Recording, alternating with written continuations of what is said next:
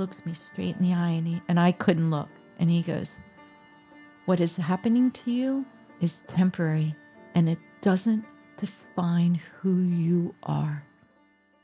Okay, so we're here for Yes. episode 3 of Getting Real with Rose, and today we're going to be taking a spiritual shift, you could say, and we're going to be talking about Rose's stories on taking leaps of faith, trusting your intuition, and making change for the sake of business, family, etc., and what that looks like and what that feels like. And you ready to get ready to get going? Ready to get into I'm ready. it? Okay. So let's start with your first leap of faith that brought you here. Yeah, that was working at National Institutes of Health, having my first daughter, Anna, in daycare for 10 and a half hours a day. Wow. And driving like a mad woman to and from work, and not loving my job. I mean, I was good at it, and most things I just won't do unless I really want to do it. But I needed to do this job. It was, required for a family, pregnant, home, that kind of stuff. But it wasn't working for me. I was sad. After I started dropping my daughter off, I found myself in my office just like depressed. They didn't have those gadgets that you could stare at your child, but I'm glad that they did it because I would have been the whole time. Something had to change. And the lifestyle outside of Washington, D.C. is I want to say wasn't healthy for me. I can't tell you if it's healthy for others, but it was healthy before the child was born. But yeah, so finding this house and doing a job I'd never done before and not knowing if I could do this job, but I did all the homework. Right. So it was like the first time I described it was I was standing on this cliff.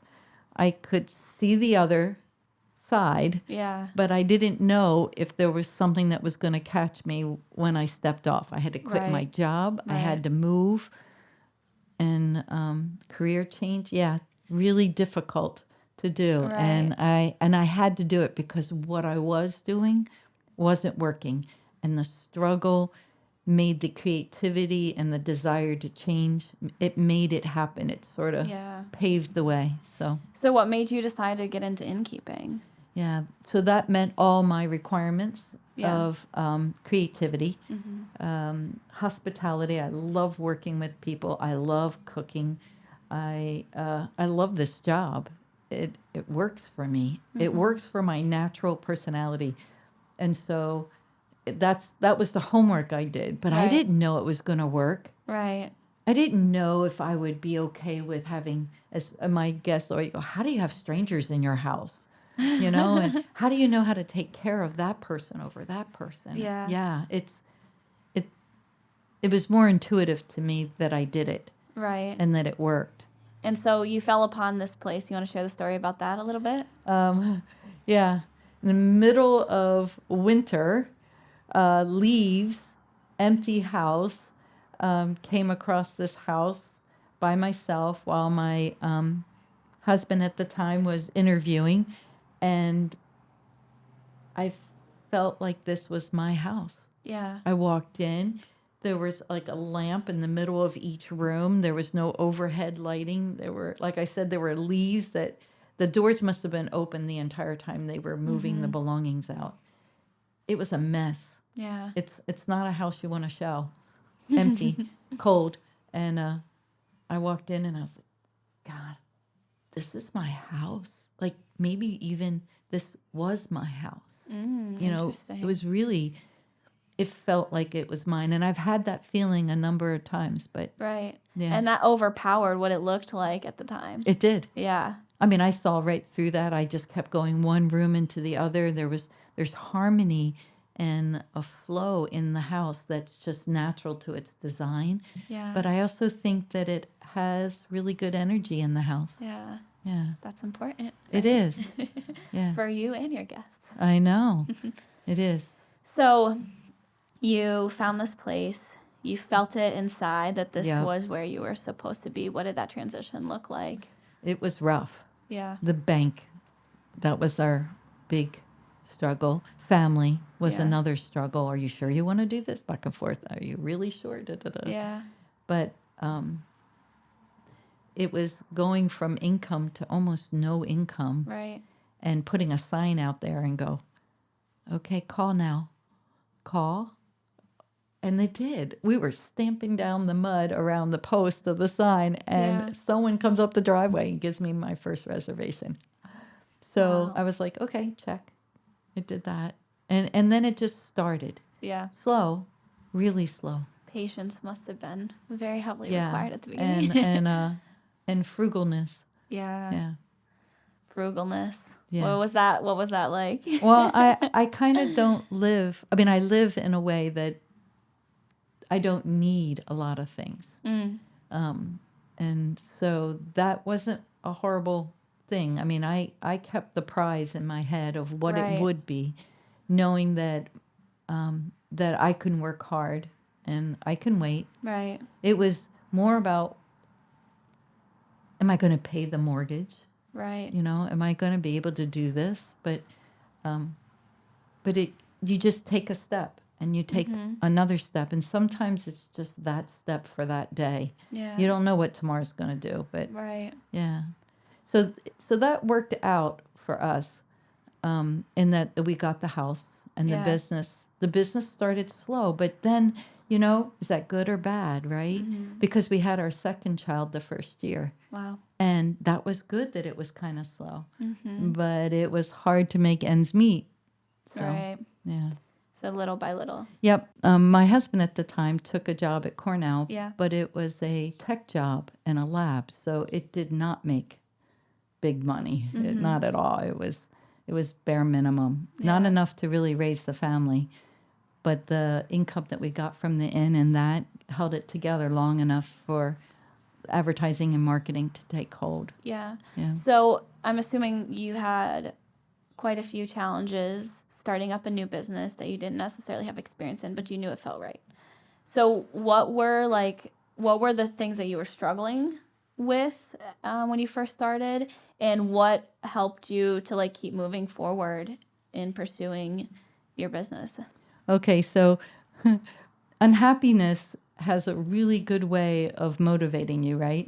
So when we took over this business, the struggle was mostly money. Right. I believe that when presented something, I'll find a way to make it work. But, you know, paying the banker at a particular day, at a particular time, really was on the foremost of our struggles. I guess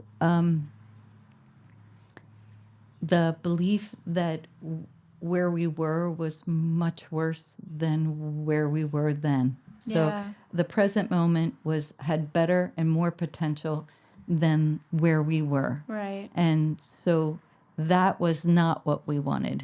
And what we wanted was in front of us. Yeah. There's this book that Who Moved My Cheese, I think is the name of it.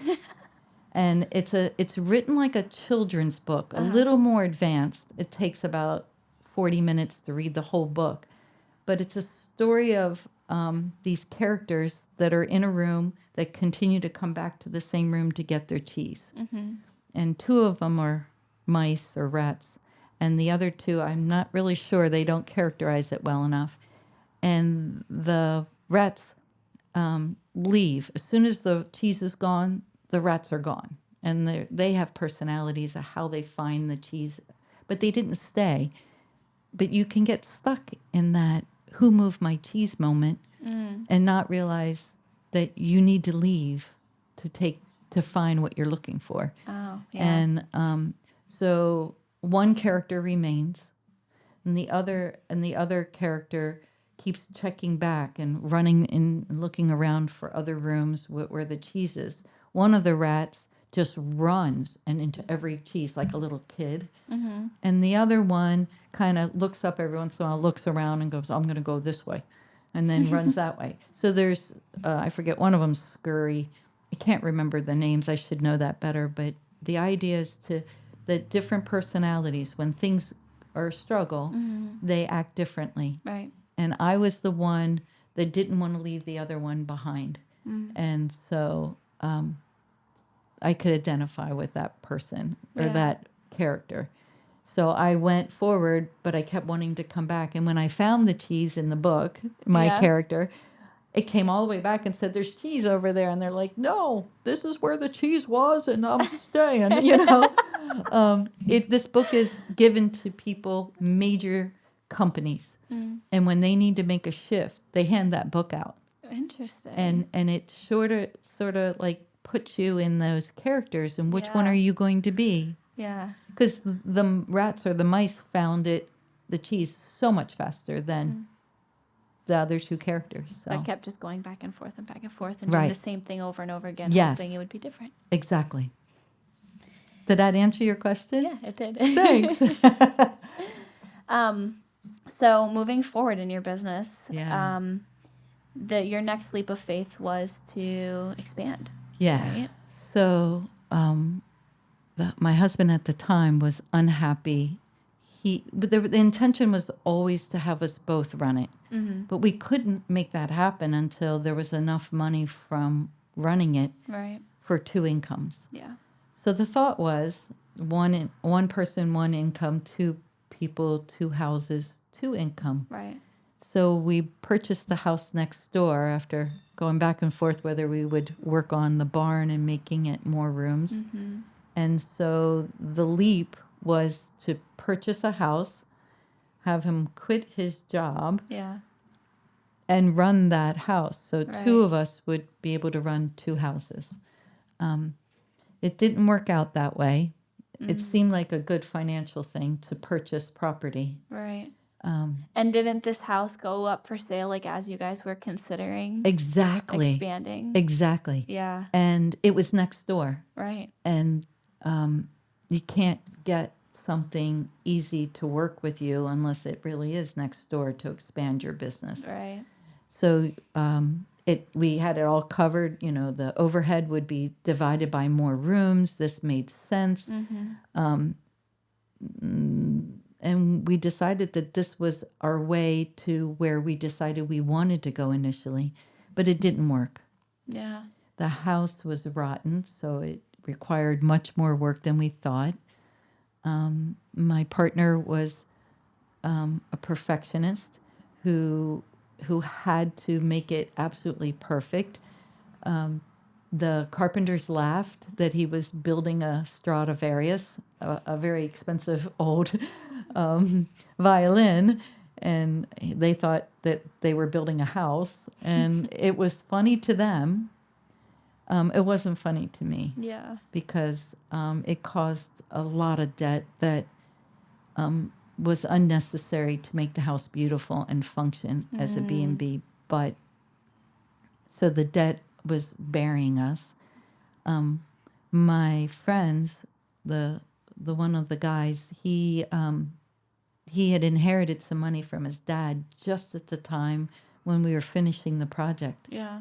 And he let me have money as though he was a bank, and Wow. it paid all my debt off. We were like a mortgage payment and a half away from bankruptcy, Right. and thinking this was the worst decision I'd made. Yeah. Right. I mean, And- I imagine myself in that position. I would be like, "Oh my gosh!" And it's what did I not do? a single person. Right. You have two children. Right. Yeah. And let's not forget that he left his job. So now we Right. were leaning on everything. It was That's a lot. emotional. Yeah. Yeah. And then the work schedule, I don't think he was prepared or aware of how every day you work. And you start in the morning and you don't go off to an 8-hour job and come back and be done like he was doing. It was just as much 24/7 as it was Right. for me. So that was hard on the family. It was really hard on him. He suffered a lot through that part. Yeah. And that just made it like we fixed one problem, but we ended up creating something else out of that. Right. So the marriage was going, we were going bankrupt, uh, and somewhere in there was this hope that I still had Wow. that it would work out. Mm-hmm. And so at one point, I went up to him and said, I think it's going to take us 5 years to get out of this bankruptcy. And I'm thinking that 5 years is a good amount of time for you to think about how we're going to make this work. Mm-hmm. And if it doesn't at that point, then we're going to have to go our separate ways at this point. But that must have been so hard. It was, because I was choosing the family over the marriage. Yeah. Because you're the only mom those kids have, and he's the only dad. And if he didn't want to do that part, or he couldn't, it's more like he really wanted to do that part, Right. but he just couldn't be that much. Mm-hmm. And he didn't want to leave the inn, so keep the Felt inn. stuck. Yeah, Yeah. cornered. Mm-hmm. It was a really rough time. It was one of 2 times, I might cry in this, that I didn't know what to do. Yeah. Yeah, it was hard. And I didn't know where I was going with it. And I knew I was going to leave. At the end, I was going to not have something that I Right. loved. Yeah. Yeah. And it was either the house, the job, or my husband at the time. So, yeah. And when you feel that way, sometimes you don't want to go forward because the decision you have to make is too big. Yeah. Yeah. So. Well, I'm proud of you for the decisions that you made. Thanks. Yeah. So, ultimately, Yeah. The divorce ended up happening. right. I had the debt was overwhelming, so leaving me the inn with all the debt seemed to be the best decision because Wow. yeah, and That's he, heavy. yeah, and he didn't want to give up the family, but he wanted to be free of everything. Right. And so I said, go and I'll take all the debt, I'll take the business, and I will figure it out or not. And That's huge. yeah. That is huge. Yeah. Because there's nothing physical there to say, this is working for you, Rose. No, there's Right? there's Yeah. nothing in my face that says it's going to work. There's not much Nope. logic, not much evidence, not much Nope. proof, but there was something inside of you Right. that said, we're making this. It was total Happen. unhappiness. Yeah. Yeah. And I at that time before the book was written, the Happiness Project, I created that by myself. I was told that I was kind of going crazy and things like this, and I just said, fine, I'm going to take a year and I'm going to go to therapy. I'm going to address all my physical things that were happening to me because I was getting physically sick too Right. from That all the stress. manifests. Yeah. Yep. Absolutely. And I took an entire year. I turned 50, and that was the beginning of that year. I didn't celebrate my 25th anniversary. I did not celebrate my 50th birthday. And I went on a 1 year of what are the things I know that aren't working that I can control, Right.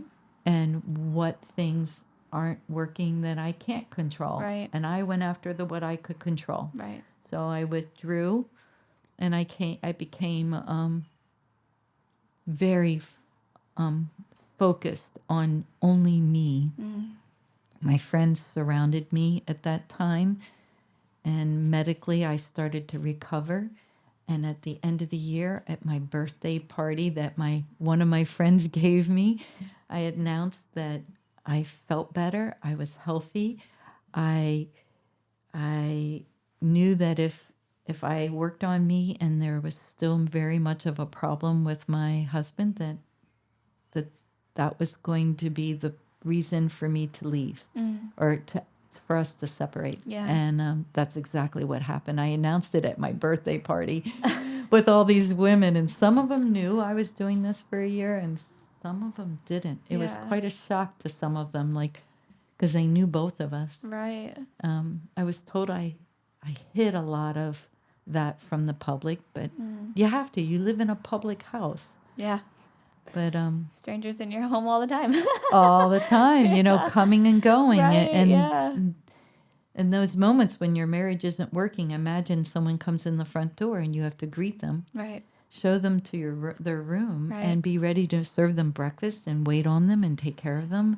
Right, All the yeah. while inside you're falling apart. Yeah, and you feel like your whole world is just It was collapsing on you. It did. Yeah. I mean that did. I mean, That's so valid. yeah. You know, My friends were calling me, "How you doing today?" And yeah, I had some real things I had to deal with. yeah. Like my core value of commitment. Mm-hmm. The commitment to my children was in conflict to the commitment to my husband. And the commitment to the inn was in conflict with my husband. And What about commitment to yourself? I didn't have that on. I was last. But that year that I did that happiness project, and then my counselor, like 3 years later, goes, "You did what?" And I did that. "You did that?" Her, "Let me show you this book." The book was written. She was cleaning out closets and other things, but Yeah. that wasn't what I did. That's I awesome. I was cleaning out this and trying to find what made me tick. And Yeah. so after he left, I actually like stopped. Every time I went to make a decision, I was like, "Why are you doing that?" "Oh, I want that." "Okay, then you can keep doing that." Right. "Oh, why are you doing that?" "Oh, because he used to want me to do that." "Wait, he's not here. Do I want to do that?" You came back to yourself. Yep. Yeah. And it was slow. It was Right. hard. When you leave yourself, you don't realize it. And you think you're there, but you're not. And you know that's happening. When you can't make a decision because you don't actually know what you want. Wow. Yeah. Do you want that color? I don't know. Just pick it for me, you know? And people talk to you and you just see mouths moving, but Yeah. you don't. It's depression. There's denial. There was all kinds of things. Right. In the middle of taking over both houses, still supporting the family. Yeah. And that little light was your hope. Yeah. What was your hope telling you at that time? That I had support from my friends who were literally right there, Yeah. and they kept me from moving. There is a moment, I'm gonna cry again. We welcome emotions on this podcast. Okay, good, because there's a few of them in there. You're probably going to make me cry too. Right. So let's just. There's a moment, it was pouring down rain, and he was gone, and I'm walking the dog, which I did a lot just to like relieve the stress and the adrenaline and all the emotions, and walking my dog down the street, raining. No one can see that I am crying my eyes out. No one can tell, right? Raindrops keep falling on my head. Yep. So this truck, small truck, pulls up next to me. And I kind of stop for a moment and like, you're stopping for me. Still like Not emotionally processing. not present, just in my head, emotional. And he steps out and I go, "Oh." It was happened to be a girlfriend's boyfriend. Yeah. Not for very long boyfriend either. Yeah. He gets out of this car and he comes right up to my face and he looks me straight in the eye and I couldn't look. That's another sign. You can't look at people. And he goes, "What is happening to you is temporary and it doesn't define who you are. Wow. Huge. And I was like, what defines me? And he gets in the car and he drives away. And I'm telling you, months, those words. And That's it brings, powerful. right? Yeah. What defines you? If that doesn't define me, what defines me? Mm. And you were set to find out. Yeah. Yeah. In the fog. Yeah. Right. Signs from the universe. Uh, Messages from the universe. yeah. I Oh, that believe. was the other thing that happened. It wasn't just that one gentleman. The guest arrived and they would have like little bits of wisdom for me. I thought they were for me because Yeah. it's what I needed to hear that day. Right. And I don't know for sure. No one knows for sure why someone says something, but out of the Right. blue, waiting on someone at breakfast, I'm clearing the table, and they just say some string of words that I would go in the kitchen and I would cry and I go, wow, I needed to hear that Yeah. today. Yeah. Yeah, In that moment. in that moment. So that happened for years. Right. While you're going through all of this. The transformation, because it took me years. Right. Of course. Yeah. It's been 13 years Wow. since that decision of separating Yeah. happened. Yeah. I feel like you made the best choice you could with the knowledge you had, and that's always where That's all you have. decisions You lie, don't know. My another friend said to me, Rose, it looks like you're just going to have to walk down that block and not know what's on the other side of that corner till you get there. Mm-hmm. What? Yeah. I'm a planner. No, you don't understand. I like to be in control. Control. I like to know what's going on. Yeah, letting I totally go. get that. Yeah. Surrender. That and nothing's perfect, and it's not supposed to be. Mm-hmm. And I Yeah. walked down that block for a while, turned the corner, saw things, and went, "Oh, this is where I'm going." Right, and then that's the confirmation, right? Like, Right. It's like the thing in front of you that you can't see, and you just have to believe that it's there. and it's for you. Right. Yeah. Right. Because then where did the end go once like the divorce Wow. was settled and all these things? Thank you for hanging in with us and continuing to listen to episode 3 of Getting Real with Rose. This has been a more lengthier and in detail podcast that we really took the time to dive into today. So for that reason, we're actually going to stop here. We'll call this part 1, and stay tuned for part 2, which will be coming your way shortly.